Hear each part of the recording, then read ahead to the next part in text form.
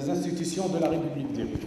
Donc, on a entendu plein de choses très intéressantes, très pertinentes concernant la pensée d'Abd-Karim, concernant donc, un certain nombre de choses. Moi, avant d'aborder ce sujet-là, j'essaie un petit peu de cerner la pensée d'Abd-Karim antérieure à la République du Rif. Parce qu'Abd-Karim du Caire n'était pas Abd-Karim de Milia, ce n'est pas Abd-Karim des années 20, ce n'est pas l'Abd-Karim de la Réunion, et ce n'est pas l'Abd-Karim de la période Kairote. Donc, on va le remarquer, l'âge a son effet, les fréquentations, les contacts, les événements internationaux, etc. Donc, Abd-Karim, avant la création de la République du Rif, ou bien avant la bataille d'Anoual, si on veut plus parler précisément, un certain nombre d'outils peuvent leur renseigner, si vous voulez, sur, les premiers germes ou les premiers, éléments annonciateurs de la pensée d'Abd-Karim et surtout de la République du Rif. Il n'y a pas de génération spontanée. Comme disait Erasme, on n'est pas homme, on le devient. Puis par après, ça a été paraphrasé par Simone de Beauvoir, on n'est pas femme, on le devient. Mais rendons à César ce qui est à César, c'est Erasme le père de cette citation. Donc, Abd-Karim, c'est vrai, descend de son hameau de Beni Wiriyeghel, après avoir, pratiqué des études, disons, purement religieuses, avec un petit peu de mathématiques, peut-être un petit peu d'astrologie, etc., ce qui était dispensé à l'époque le Qarawiyyin. Mais il y a quelque chose, moi, qui me chagrine, et en lisant ces articles dans Telegram à des Rif, je dis, on connaît son cursus al-Qarawiyyin, on connaît plus ou moins ce qu'il a fait pendant les 2 années avant de prendre le chemin vers Mlilia, mais cette culture relative à la sécularisation qu'on va voir dans cette polémique qui va être déclenchée entre lui et un journaliste tunisien pro-colonialiste, donc Othman, du nom de Othman, dont les articles ont été reliés par une revue colonialiste installée à Tanger qui faisait l'apologie du colonialisme français. Abd-Karim va débattre avec ce Tunisien, mais alors sous tous les angles, et plus particulièrement la sécularisation. Je n'utilise pas le mot laïcité, parce que Abd-Karim était proche, si vous voulez, d'un concept politique anglo-saxon, on va le voir beaucoup plus tard, dans cette fameuse demande qu'il va formuler donc, à l'ambassadeur, ou le représentant britannique à Tanger, pour lui fournir, donc, si vous voulez, la constitution britannique. Et à l'époque, on lui a répondu que la Grande-Bretagne n'avait pas de constitution écrite. Et donc, il était étonné qu'un État comme la Grande-Bretagne n'avait pas de constitution écrite. Donc, Abd-Karim, dans cette polémique qu'il va déclencher donc, avec Othman, où il était clair, dans un article, je l'ai encore en tête, où il disait à ce Othman, la politique est une chose et la religion en est une autre. Prie qui voudrait prier. J'interdis pas aux gens de prier, j'interdis pas aux gens de pratiquer leur religion, mais il faut savoir séparer, et c'est un article de 1910 dans Telegram à des Rif. Donc déjà, on avait un modèle, préconçu, d'une séparation du religieux et de l'État chez un jeune homme qui venait juste de sortir de son hameau, et à l'époque, quand il avait écrit cet article, il doit avoir facilement 32 ans. 28 ans, pardon. Donc, il est né en 82, jusqu'en 10, c'est 28 ans.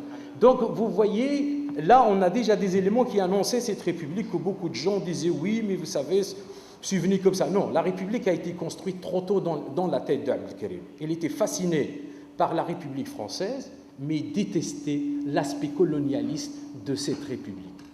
Il n'aimait pas le chemin maladroit pris par la suite par tout ce que les Lumières ont produit. Ça, il n'aimait pas, il l'a bien fait expliquer à Othman dans tous les débats, parce qu'à un moment, il disait à Othman, je n'ai pas de leçons à recevoir dans le domaine de la laïcité. Ça veut dire, moi-même, je suis convaincu de ces principes universels, mais, excusez-moi, quand on entend un certain Jules Ferry en 1898 dire à l'Assemblée nationale, partant vers le sud pour civiliser les races inférieures, la mission civilisatrice est bien pliée. Je crois qu'Abd-Karim, comme disait tout à l'heure Maria Rosario Madariaga, lisait beaucoup. Il s'informait, il est au courant de beaucoup de choses. Et donc, cette culture, peut-être, il fréquentait d'autres cercles dont personne ne parle. Moi, je ne sais pas, des cercles de réflexion présents à Milia, qu'il a rencontrés au Casino Militaire, et puis se réunissaient à gauche et à droite, parce qu'il avait une culture, universelle. Il avait une culture universelle qui n'est pas celle qu'il a acquise al-Qarawiyyin. C'est pour cela que je me pose je veux dire, des grandes questions que fréquentait Abdelkrim Amelia. Il ne fréquentait pas que les militaires, il ne fréquentait pas que l'Obéra, son rédacteur en chef de Télégramme à Rif, il fréquentait d'autres personnes, mais des personnes qui l'ont enrichi sur le plan intellectuel. Ça, on le voit dans un certain nombre d'articles publiés dans Télégramme à Rif. Une correspondante bien beaucoup plus tard avec Léon Gabrielli qui l'accusait de prôner la guerre aux saintes. Dans une lettre claire et nette, il dit « Le temps des croisades est révolu, monsieur. » Et il est révolu. Qu'est-ce qui est détonnant si un peuple s'inspire à sa liberté, à sa dignité, à sa vie? C'est dans un courrier dans les mémoires rédigés qui ont été publiés post-mortem, bien sûr signés par le maréchal Juin, mais publiés, ce sont les mémoires rédigés par Léon Gabrielli, publiés post-mortem, etc. Et puis un autre article qui vient vraiment, comme je veux dire, achever tous ces fantasmes autour de Abdelkrim, surtout ces derniers temps, par un certain nombre de mouvements islamistes et tout, ils disent non, vous savez, le mot république, le mot islamique a été perdu et enlevé par les étrangers, etc. Mais Abdelkrim avait marqué islamique. Dans ce fameux article qui a été publié dans le journal Shura, puis par après repris par Al-Manar de Rachid Rida, Abdelkrim était clair par rapport au Toroqiyat, donc les confréries religieuses. Il était clair là-dedans. Il dit, ils m'ont épuisé, ils m'ont confisqué ma République, ils ont confisqué l'indépendance des Marocains. Est-ce qu'il y a encore beaucoup plus que ça pour dire qu'Abdelkrim ne pifie pas les islamistes? Attention, Abdelkrim n'aimait pas les islamistes, mais il était musulman. Il y a une grande nuance. Il pratiquait sa religion d'une manière privée, mais ceux qui utilisaient les fondements de l'islam pour construire un pouvoir, Abdelkrim ne les aimait pas. Parce qu'il lui disait déjà très tôt, « Dinu shay » il était clair à ce sujet-là. Et c'est dans ce contexte-là, dans cette intelligence de ce personnage, que la République de Rif va voir le jour. Même si aujourd'hui, elle a ses négationnistes, elle a ses révisionnistes, cette République. Quand on les bout Boukhal qui nous dit en 92 que lui considère que donc l'existence de cette République Rifin est un malentendu historique, s'il vous plaît, dans sa thèse de doctorat. Je ne suis pas un historien. Non, mais je vous dis dans sa thèse de doctorat, voilà. Le Bouayachi, tout à l'heure la Bible l'a cité dans son livre Ar-Rif wa Marahil Qlal, lui parle d'une invention purement étrangère. Donc voilà, ces gens-là, ils peuvent vous donner une date exacte de la naissance d'Adam et Ève, mais ils ne reconnaissent pas la République de Rif qui a existé il y a, je veux dire, bientôt 90 ans. Donc voilà, donc c'est stratégique. Donc cette République reste encore jusqu'à présent, et dans les manuels scolaires, il ne faut même pas en parler. Je crois la meilleure illustration qui nous a été donnée ce jour, aujourd'hui, par un témoignage vivant qui est celui de M. René Galissot, c'est qu'à la télévision marocaine, on a escamoté le mot République. Voilà. Et donc ça dérange. Ah, ça n'existe pas. Moi, j'ai un baccalauréat marocain de 82, on n'a même pas eu une seule phrase sur Abdelkrim. Non, bon, pour être clair. C'était introduit plus tard dans le manuel d'histoire, 94, moitié de page sur... Voilà.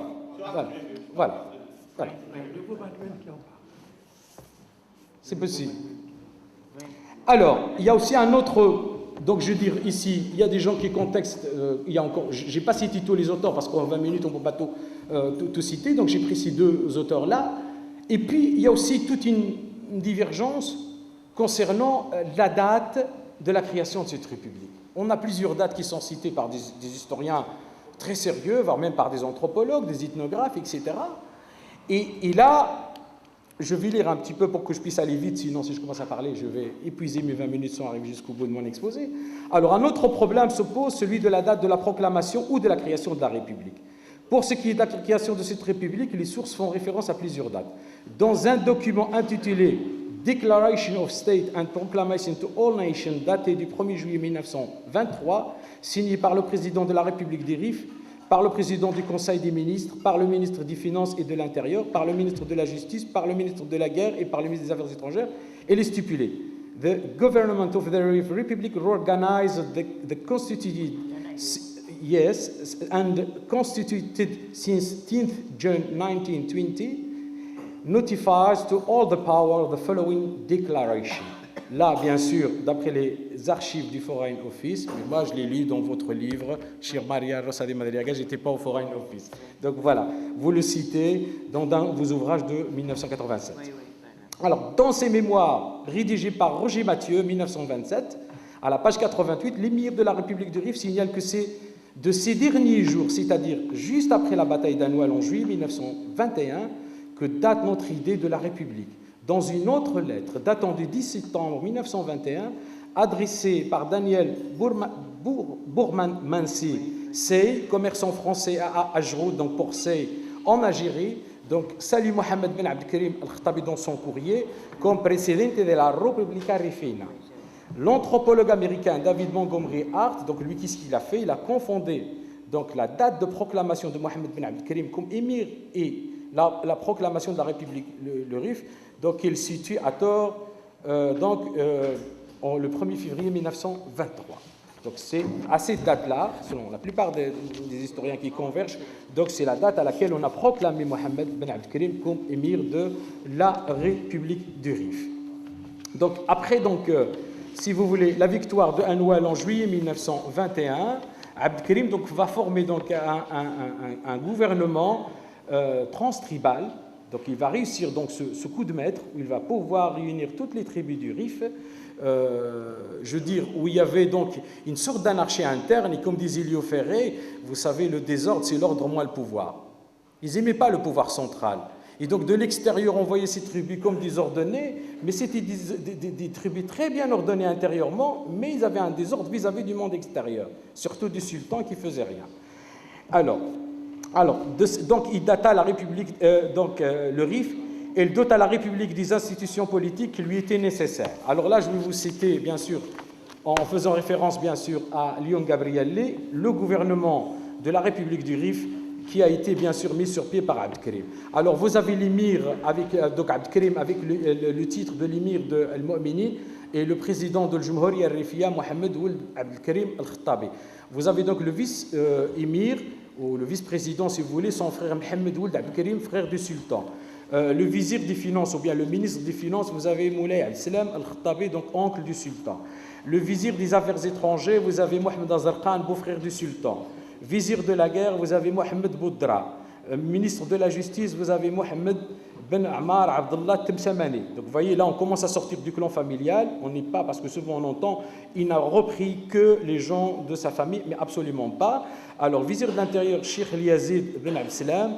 Intendant général Mohamed Boujibar, donc naïb de l'intendant général Mohamed Ould El-Haj Cheddi, Qaïd Mchouar Mohamed Ben Haddad Siziyan, chef de la garde Abdelkrim Qaïd Hadiddan, premier secrétaire Mohamed Mohammadine et deuxième secrétaire Hassan Ben Abdelaziz Tlemsamani, qui est d'origine algérienne. C'est quelqu'un qu'Abdelkrim avait rencontré à Al-Qarawiyyin et qu'il avait demandé d'aller le chercher en Algérie, vu pour sa maîtrise de la langue française.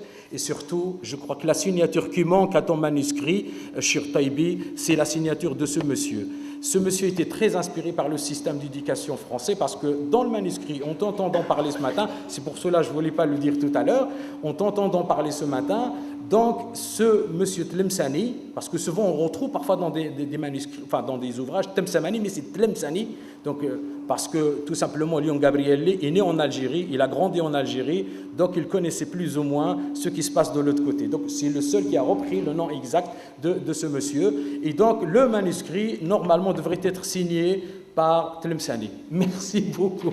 Voilà. Et donc ce Tlemsani est très inspiré par le système d'éducation française. C'est le seul pays d'ailleurs, jusqu'à maintenant c'est une tradition, c'est le seul pays en Europe qui instaure les manuels. Et depuis des années. La Belgique, on n'a pas de manuel scolaire, n'est-ce pas, monsieur le préfet? On a le préfet là. Donc, on n'a pas de manuel scolaire en Belgique. Chaque école peut opter pour un manuel, chaque propre. Mais la France, il y a donc une généralisation de manuels. Et donc, ce système existait en Algérie. Et Tlemsani avait ce système. Et on va voir même la durée du secondaire à l'époque coïncider avec la durée du secondaire qui était exercée à l'époque dans les années 10, 20, 30 en France. Donc, voilà. Et c'est Tlemsani qui a signé ton manuscrit. Donc, voilà. Je suis arrivé peut-être un peu trop tard, pas comme Abdelkrim qui venait trop tôt, mais moi je suis arrivé un peu trop tard. Donc voilà, c'est Tlemsani qui a signé ce manuscrit. Donc ça c'est une chose.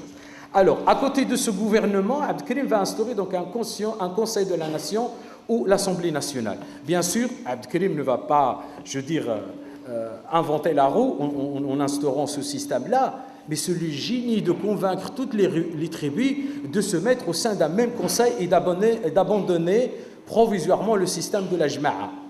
Et donc de se retrouver, toutes ces tribus et leurs chefs vont se retrouver dans une seule assemblée où ils vont discuter, à ce moment-là, pas uniquement les soucis de la tribu, mais la lutte contre le colonialisme espagnol et les intérêts, communs de toute la communauté rifin. Et donc il a instauré ce qu'on appelle le Conseil de la Nation ou l'Assemblée nationale. Alors, Abdelkrim, qu'est-ce qu'il va faire encore? Et c'est là où il y a aussi, une idée de génie d'Abdelkrim, c'est le système judiciaire. Vous savez que le système judiciaire était régi par plusieurs choses au RIF, plus particulièrement. Je suis né dans une maison où le papa était juge, donc on a plusieurs catégories de juges. On a des juges qu'on appelle, qui s'occupent de régler les conflits territoriaux relatifs à ce qu'on appelle Qadi Mabouri, donc le juge bourg.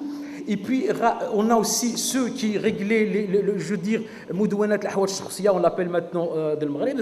À l'époque, on l'appelait le Qadi al-Shar'i, c'est les mariages, les divorces, etc.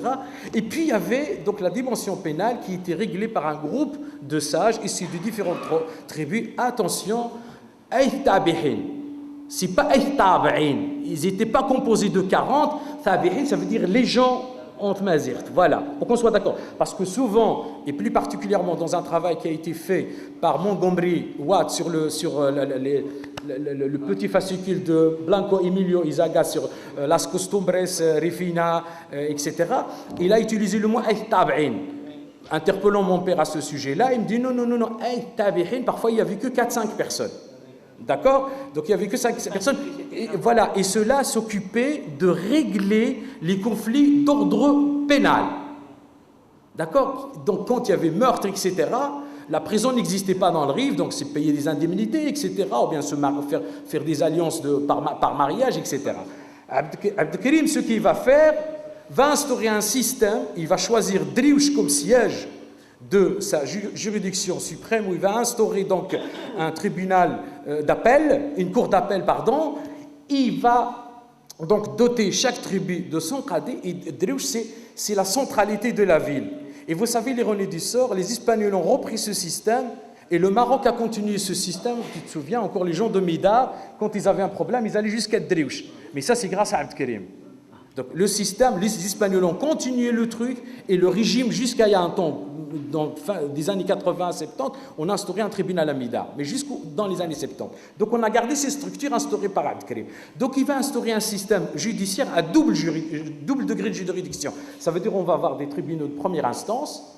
Quelqu'un qui n'est pas content du jugement doit aller en appel. Et là, pas de lien ni direct ni indirect avec l'islam. C'est des sages, des maîtres dans le droit, des gens qui sont vraiment capables de faire émerger une jurisprudence si besoin il y a, donc composée de 5 personnes. Et donc ces juges-là, en toute honnêteté, en toute indépendance, vont donc rendre ou lire le droit, donc en deuxième juridiction, qui est la paix. Il va instaurer la prison pour éviter justement le règlement de compte entre les tribus. Ça causait beaucoup de problèmes. Quand une tribu avait un souci avec une autre pour une raison de sang, on va l'affamer en l'empêchant d'aller au marché, en l'attendant sur le chemin du marché. On criait pas uniquement un problème pour l'assassin, mais pour tout le clan de l'assassin. Parce que l'assassin ne va plus pouvoir vendre ses marchandises au marché, on l'attend sur le chemin du marché. On ne peut pas le tuer au marché, mais on peut le tuer sur le chemin du marché. Et donc ça créait beaucoup de problèmes sociaux. Abdelkrim est venu, il a instauré la prison. Vous n'allez pas le tuer, on a besoin d'hommes, on a besoin de bras, on va le mettre en prison et peut-être qu'il va être utile à la collectivité. On va l'utiliser peut-être dans l'armée, on va l'utiliser dans d'autres choses. Et puis, Abdelkrim a instauré, bien entendu, la condamnation à mort. Et j'ai trouvé, donc, parmi les arrêts de cette cour d'appel, un homme qui avait battu sa femme à mort. Et lui-même a été condamné à mort et exécuté. Et je peux vous assurer, à l'époque, ça adoucit beaucoup les mœurs. Il y avait peu de femmes qui ont été battues. Et en plus, il y avait très peu d'assassinats dans la communauté féminine du RIF. Et tout ça grâce à Abd Karim. Et je m'arrête là, comme ça je laisserai le temps au débat. Voilà.